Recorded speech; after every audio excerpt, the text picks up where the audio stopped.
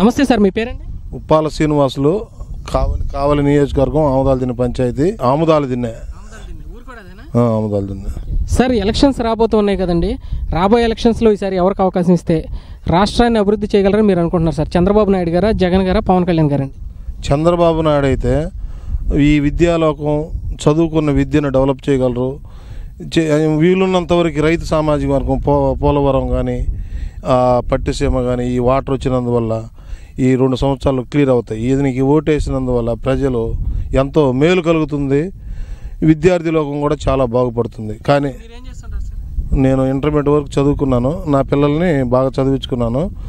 మా బాబుకి జర్మనీకి వెళ్ళున్నాడు, విదేశీ విద్య, డిజిటల్ మెకానికల్, జర్మనీ. మాకు విదేశీ డబ్బులు 12 లక్షలకు కానీ 10 లక్షలు లబ్ధి చేకూరింది. విదేశీ విద్య అన్నది పదం కింద. నేను వ్యవసాయం. నాకు చంద్రబాబు నాయుడు ఇచ్చిన 1.5 లక్ష సబ్సిడీలో ట్రాక్టర్ ఒకటి ఇచ్చినారు.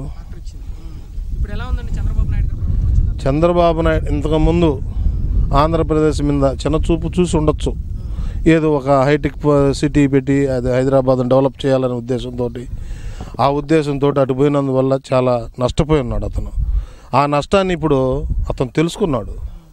ఎట్లా తెలుసుకున్నాడో, ఒక వయసు పోయే కొంది కొంతమందికి లబ్ధి ఏ విధంగా ప్రజలకు న్యాయం చేయాలా, ఏ విధంగా మనం పైకి రావాలనే ఉద్దేశం అతను కలగబట్టి ఆంధ్రప్రదేశ్ని 4 సంవత్సరాల్లో ఎంత దూరం తీసుకెళ్ళాడు. కానీ ప్రజలు ఇప్పుడు ఉన్న పరిస్థితుల్లో, వర్షాలు లేవు, ఈ పరిస్థితుల్లో ఎవరు డబ్బులు ఇచ్చినా వాళ్ళు మనసులో ఉండేది మనసులో ఉంది. ఏ డబ్బులు ఇచ్చినా అన్ని పార్టీలకు మీటింగ్లకు పోవటం కానీ ఆ విధమైన సమాచారం మాత్రం జరుగుతూ ఉంది. ఈ సమాచారం మీద చంద్రబాబు నాయుడుకి ఓటీకుండా ఉంటారు అనేది ఉండదు, వేస్తారు ఖచ్చితంగా. అంటే అందరూ తెలుసుకొని ఉన్నారు, ప్రతి ఒక్కరు టీవీలు కతుక్కొని ఉన్నారు. ఈ ప్రస్తుతానికి ఫామ్ 7 అనేది దాని మీద ప్రజలకు బాగా తెలిసిపోయింది. జగన్ చేసి ఫస్ట్ హైదరాబాద్కి పోయి నాకేం తెలియదు అంటాం చాలా దుర్మార్గమైన పని. ఈ మోడీ, కేసీఆర్, జగన్ ఈ నాటకాలన్నీ అందరికీ తెలిసిపోతూ ఉన్నాయి. అంతకుముందంటే ఏదో ఫోన్లు లేవు, తెలిసేది లేదు. ఫోన్ చేసి మీరు ఎట్టుండారు, టీవీలోకి వెళ్తేనే అంతా తెలిసిపోతుంది. ఏ ఛానల్ పెట్టుకోండి, TV9 పెట్టుకోండి, NTV పెట్టుకోండి, ఉన్న ఛానల్స్ ఏమన్నా పెట్టుకోండి. ఒక సాక్షి తప్పితే ఏ ఛానల్ చూసినా ప్రభుత్వం ఎట్లా పనిచేస్తుండేది, ఈ పనులన్నీ ఏ విధంగా చేసింది, ఇవన్నీ ఉన్నాయి.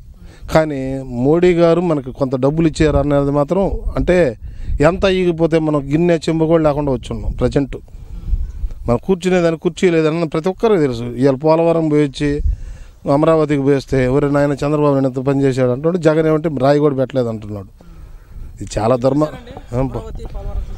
చాలా ఏందండి అసలు, ఏంది ఈ విధమైన డెవలప్. అసలు పోలవరంకి వెళ్తే ఆ రాళ్లలో అసలు కట్టుబడి ఏంది, అక్కడే రాయి అక్కడే ఇసుక. ఏ విధంగా డెవలప్ చేయాలనుకున్నారో, ఎంత డెవలప్ చేయాలనుకున్నారో బాబు గారు, ఆయన మనసులో ఏముందో తెలియదు. కానీ ఒక తిరుపతి దేవస్థానం అయినా ఒకటి, ఇప్పుడు పోలవరం అయినా ఒకటేనండి. ఆ విధమైన డెవలపింగ్ ఉందాడ. అమరావతికి వెళ్ళలేదు, టీవీలో చూడటమే. కానీ మాకు అనుకోలేచట పోలా. ఈయనకి ఇస్తే దొంగల పార్టీ, ఆయనకి అసలు ఆయనకి ఓటు వేయాల్సిన పని లేదండి. పవన్ కళ్యాణ్ అని అతనికి ఓటు ఎందుకు వేయాలి ఓటు వేయాల్సిన అవసరం లే. జగన్ అయినా రాజశేఖర రెడ్డి ఉంటే ఫీజు రిమర్స్ పెట్టాడు, దానివల్ల కొంత సానుభూతి ఆయన మీద ఉండింది. పోయినసారి ఆ గాలి ఉన్నది, ఈయనకి ఈ గాలి కూడా లేదు. ఇప్పుడు మొన్న ఇప్పుడు ఫామ్ 7 దొంగలు ఇచ్చారు, చంద్రబాబు నాయుడు నూకేసి మా మీద పెట్టాడని. నేనే నూకాను, నెల్లూరు మీటింగ్ వచ్చి ఎట్ట చెప్తాడండి. ఫామ్ 7 పెట్టానంటే మా గృహంలో 16 ఓట్లు పోయి ఉన్నాయి. మా ఇంటి పేరు మీద 16, మా సామాజిక వర్గం 16 ఓట్లు పోయినాయి. ఎట్ట తీసేస్తారు? దుర్మార్గమైన పని కదా అది. కేసులు పెట్టనివ్వండి, మన ప్రభుత్వం వస్తే తీసేస్తారంటే చదువుకున్న వాళ్ళు ఏమన్నా తర్వాత దద్దమ్మలుగా ఉంటారా? చదువుకోలేని వాళ్ళు కూడా ఇప్పుడు చెప్తున్నారు మనకి. ప్రభుత్వం ఇప్పుడు ఉన్న ఈ విధానంలో బాగలేకపోతే మనల్ని ఎవరు కాపాడలేరండి. చాలా నష్టపోతాం అన్నమాట. ఇప్పుడు 50 ఏళ్ళ తర్వాత ఒకరు పైకి వచ్చాం మనం ఇప్పుడే ఈ 4 ఏళ్ళలో. ఇప్పుడు ఈ సంవత్సరం చంద్రబాబు నాయుడు గారిని గుర్తించలేకపోతే ప్రజలు ఇంకా మళ్ళీ 50 ఏళ్ళు వెళ్ళిపోతాం. మొన్న విషయం ఫామ్ 7లోనే అతను నేను జైలుకి పోతున్నాను మీరు కూడా పోండి అన్న ఉద్దేశం చెప్పడం చాలా దుర్మార్గమైన పని, తప్పు కూడా. ఆ విధమైన వ్యాఖ్యలు చేయకూడదు. నువ్వు ప్రత్యర్థివి ఏ విధంగా ఉండాలి, చేతైతే ఓటును సంపాదించుకునే విధంగా ఉండాలి. పల్లెల్లో రైతుకు తెలిసిపోయే విధంగా నువ్వు ఫామ్ 7 నేనే పెట్టాను, నా బూత్ కమిటీ కన్వీనర్లో పెట్టారంటే ఏంది చిన్న పని అది. ఒక పోలీసు వ్యవస్థని అడ్డదారి పట్టిస్తానంటే ఆర్డీఓ ప్రభుత్వాన్ని అడ్డదారి పట్టిస్తానంటే తప్పు కదా. ప్రభుత్వము చట్టము ఇవన్నీ లేకుండా మళ్ళా అప్పుడు 50 సంవత్సరాల కిందకి వెళ్ళిపోద్ది అనమాట. మత కలహాలు ఈ విధంగా జరిగినాయి, ఆ విధంగా వెళ్తుంది. ఇప్పుడు ఉన్నాయండి అరాచకాలు ఉన్నాయా? అరాచకాలు ఏమైనా ఉన్నాయా? అరాచకాలు లేవు. మారణకాండాలు ఏమైనా ఉన్నాయా? మారణకాండాలు లేవు. మారణకాండాలు ఏమైనా ఉన్నాయా? జరగట్లా.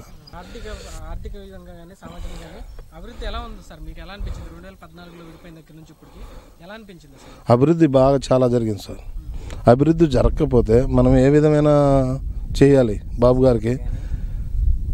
గారికి మనం ఏ విధంగా చేయాలి? ఏదైనా చేస్తుంటేనే కదా. ఇప్పుడు మా బీసీలు ఉన్నారు, బీసీలు ఇంతకుముందు ఇప్పుడు మాకు లోన్లు లేవు. 50 ఏళ్ళ నుంచి మా ఇళ్లలో ఇప్పుడు ఈ పల్లెల్లో లోన్లు తీసుకుని బాపుతలు. మా ఊరికి 80 టాడీ ట్యాపర్స్ లోన్లు 83 ఏమో ఇచ్చున్నారు. 83లో ఏదో పని మీదకి వెళ్ళిపోయిన వాళ్ళు 1-2 తప్పితే ఆల్మోస్ట్ అని చేపించుకున్నాం ఆదరణ పథకం కింద. అట్లాంటివన్నీ బెనిఫిటే కదా. అంత చేసిన దాంట్లో చంద్రబాబు నాయుడు అప్పుడు 9 సంవత్సరాలు వేరు, ఆంధ్రప్రదేశ్కి ఇప్పుడు వేరు. చంద్రబాబు నాయుడు అంటే ఇప్పుడు అభివృద్ధి. అతను ఈ వయసు వచ్చిన తర్వాత ఆంధ్రప్రదేశ్లో నేను ఉండాలి, అసలు పొగులు నిద్రపోతున్నాడో లేదో తెలియదు, రాత్రి నిద్రపోతున్నాడో తెలియదు.